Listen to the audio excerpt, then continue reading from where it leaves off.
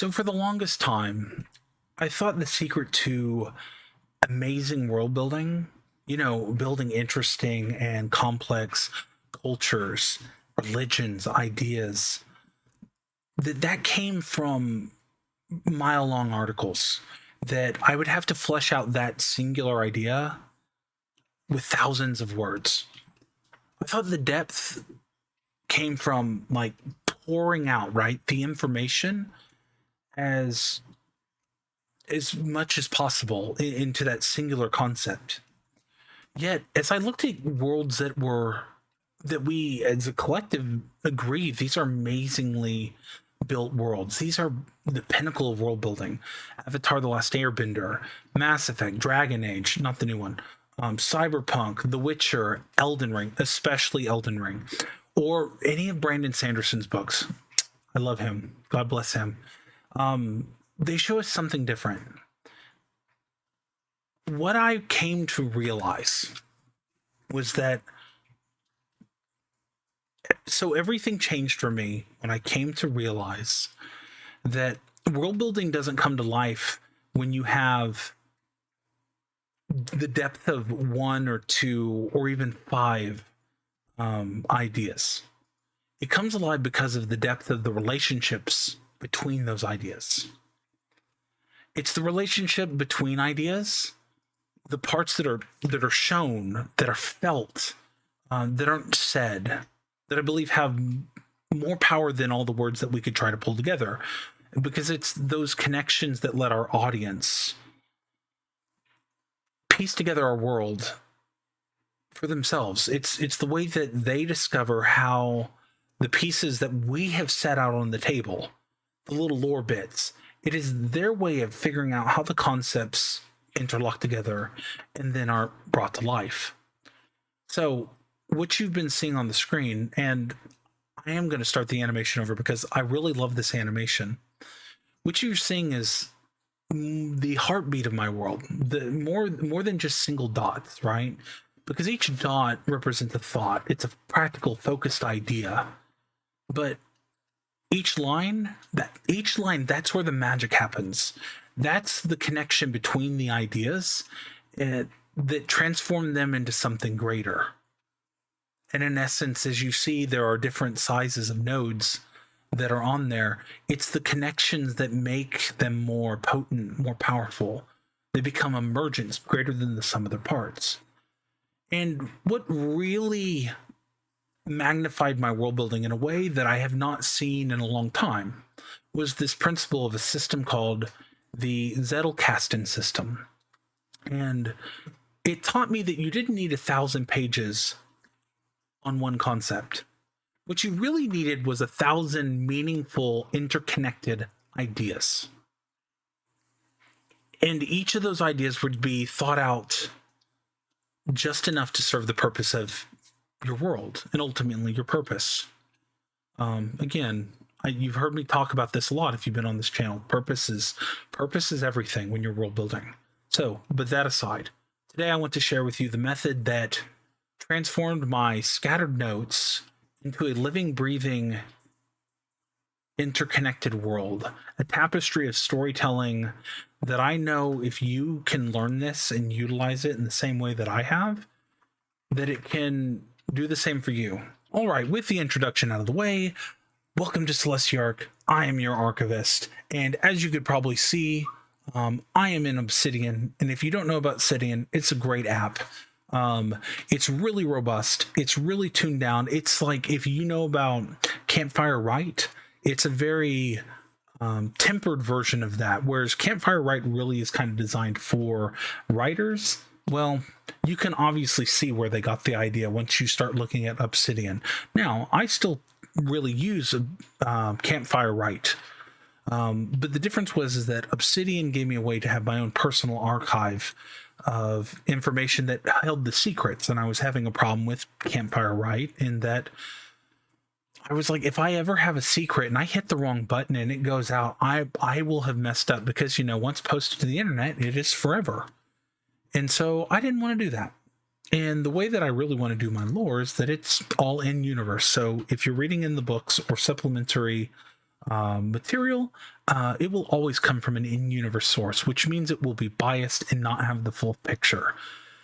And I really picked that up from like Warhammer 40k and Elden Ring, which I feel like they do lore really well, and they're really fun to play with because you never get the full story. You really have to pull in a bunch of pieces, and a lot of it is open to interpretation, and that's what makes it fun. Theory crafting or just speculation it's so fun. So anyways, with that being said, I was creating my own vault. So I've got my personal vault, which is the Celestiarch here, and my goal was to start increasing my knowledge. And I think that's important for us world builders because knowledge is literally power. It's the power to create more complicated, interesting, realistic, nuanced worlds, cultures. It's more powerful. And when you can wield that kind of knowledge, you're just much better off. Anyway, so sorry, I kind of went off on my brain went off. Anyways, that being said, so as I was setting this up, I was like, oh, I'm going to start doing essays because I heard, really essays really help you work out the kind of like things that you're dealing with and really thinking things through. And I was like, yes, I'm going to write essays. And I realized very quickly, how the hell are you going to write essays? Because actually to write an essay, you really need to plan and work things out. And it's not like you just sit down and start writing an essay. I'm sure certain people can. I was like, I don't have the base of knowledge. I've got a bunch of nebulous concepts in my head, and that's not how I work. Now, a world building concept essay, I could just start making shit up all day long. I love that. Yes, I love it. It's the best. So with what we've got going on here is that I ran into the Zettlekasten method. And the basic idea is that you would have a note card like this, because the word means, I think it's slip box, and it's German, and it's by a German guy. And if you want the history, there's all sorts of better videos out there who have already done a much better job than I would. But the idea is that you had a little piece of paper like this, right? A little 4x6 index card or something. And you would have an idea that you're working with. So you're going to put the idea at the top of the page, and then you're going to write 3 to 5 sentences because you don't have a lot of room. I mean, again, if you think about it, this is not a lot of room to write stuff. And so then you're going to write and be very specific with your own words because you're going to have to synthesize what, you were told or what you read, and then think about it for yourself. And, world building's a little different because it's all in your words. Unless you have a partner, which is great for you. But at the end of the day, it's not the same as academic. And my goal with this is not to say 3 to 5 sentences, or even like there's more like 100 to 300 words. I typically do that because I try to make them a little bit more robust. Because, like, for instance, I was doing the philosopher Hegel today, and so I did his 3 major philosophical contributions, right? So I wanted those to be a part of it, and then I could tag out to those themselves as their own articles. But as I was setting up my archive for my own universe, which is what you're seeing, I ended up, it's really funny because I didn't mean to do this, but because I had been practicing the Zettelkasten method elsewhere, I suddenly started using it here. And really the kind of main point is that I was taking from all the scattered venues of notes that I have, and I was trying to bring them into my vault, is that then I have to go in and kind of touch them up and all that, add in my meta tags and then try to hyperlink, or backlink is really what they're supposed to be called, backlink to other places and all that, and articles that were going to be made. Well, as I'm sitting here doing this, all of a sudden I'm like reading something, and I'm like, oh man, oh yeah, oh well, this little thing here, okay, well, we'll go ahead and just create a backlink and we'll send it over to that article, and then okay, yeah, we'll make this. And so, like, you can see over on this side of the page, that was like 2-3 hours in the afternoon that I'm like creating all these things, all these little ideas that are just kind of popping off, and instead of like one article that's like a mile long, I've got these dozens of small articles that are, a yard long. The metaphor really does break down there. That's not really a good way to do it. But I suddenly realized, I was like, oh man, the interconnection of my world building, especially if I add in the tags, suddenly becomes nuts. Like it's really, really connected in a way that I was struggling with before. Because again, so like we can go to the machine arc.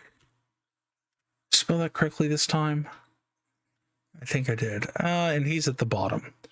So his article used to be that it was, the overview of the machine arc and then all these different things. And then it was the theology and then the devotees and then his high priests, which are the technomancers, and then the sects of technomancy. And I hope that it came out that you heard the T in that it was sect, not sex, the sect of technomancers. And then I realized that's the wrong way to do it, because if I'm looking for technomancers, it's going to be stolen up in this article. And that's when it really clicked for me. Is that then I clicked the technomancers, and then I was like, these don't have to be long. Now I see that I haven't fixed this, because at the top you can see the sects, and then I have them down here. Let's make sure. Yeah. So these actually, I can just go ahead and delete. And then now look how clean that article is. And that was the other thing that I recognized, is that instead of having a mountain of text, so could you imagine if, this is the machine arc, and then this was also on there, and then this, which is a little more, is on there, and then this also was on there, and this, and I think you get it, right? Like, just all these things were on one single article, and it was like, when I would just go to reference this, it was such a headache, because I'm like, how do I find this? I'm like, oh, I need the technomancers, and I need the sect of the sacrament of the sacred metal. And I'm like, oh my God, it's like, I got to go down. And then it's like all this text, and it's like, it's just so fatiguing. And at least it was fatiguing to me. It may not be to you. But, and then all of a sudden I realized that, like, technomancers, it doesn't need much. And then you've got the, sect of the sacrament of metal. Each of these items don't need a lot.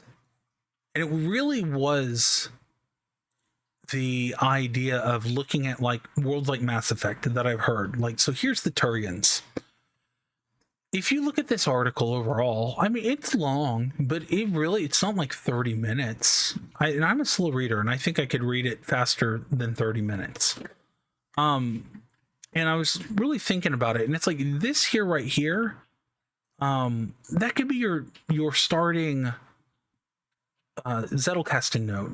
It's 100 to 300 words, and it gives the really major ideas, like, they're the third race of the Citadel Council, and they dealt with the Krogans during the Krogan Rebellion. They were a part, the Solarians and them did the genophage. Solarians developed it, Turians deployed it, and you have all this, and then their homeworld. But you have those really core ideas that really matter. And then, based on how you want to do it, you could take like the biology and have Turian biology be its own separate article. You don't have to do that, though. You can ultimately take the Zettelkasten method, make a bunch of small articles, and then make a really big one. It just depends on what works for you. But my point is, with all this, is that you do not need these really highly detailed, everything is like three-dimensional down to the last dust particle to make really great worlds. What you need is really solid core concepts, and then from those primary ideas you need really good secondary and tertiary ideas that all interconnect together and are consistent. And I really found that the Zettelkasten method really pushes this out. And I think this is what makes all of these worlds that we love, that's what makes them work. It's the interconnectedness through all of these things. It's this web right here. So that's kind of my thoughts. If you need another video, let me know. Please leave your thoughts and comments in the comment section below. Please like the video. It really helps. Sub if you like world building and writing and stories, because I also have stories that I have narrated.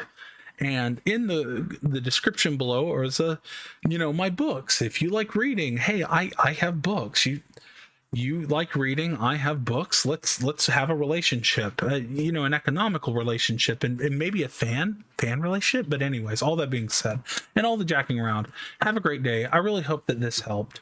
And the next video I think that I'm going to be doing will be, I deleted it, but talking about why Mass Effect, like Turians, if you actually look at all the cultures in Mass Effect, other than Earth, because we have the history of Earth that like draw upon as humans, but if you look at them, they're really simplistic cultures. They're what you would call a monoculture. They really aren't complicated. They're really not, but there's a way to utilize them the way that they did to create really great cultures. And so that video will be coming out. Check it out. Sub if you want to see it, and have a great day.